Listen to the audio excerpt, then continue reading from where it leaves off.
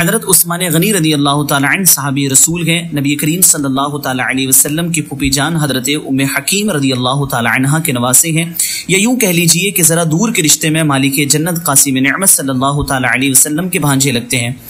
اور ابتدا ہی میں اسلام قبول کر کے دائرہ اسلام میں داخل ہو گئے تھے۔ قبول اسلام میں آپ کا چوتھا یا پانچواں نمبر ہے،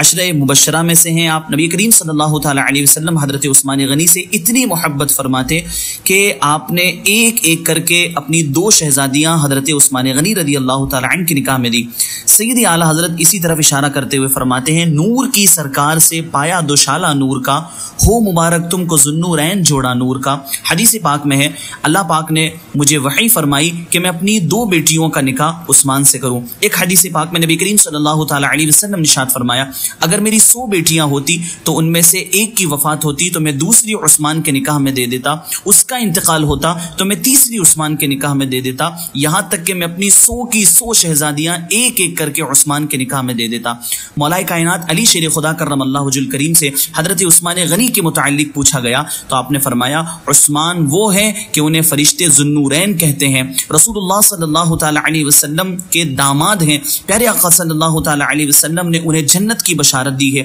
ایک حدیث پاک میں ہے، نبی کریم صلی اللہ تعالی علیہ وسلم ارشاد فرماتے ہیں، عثمان کتنا اچھا انسان ہے، میرا داماد ہے، میری 2 بیٹیوں کا شوہر ہے، اللہ پاک نے اس میں میرا نور جمع فرما دیا۔ نبی کے نور 2 لے کر وہ ذوالنورین کہلائے، انہیں حاصل ہوئی یوں قربت محبوب رحمانی۔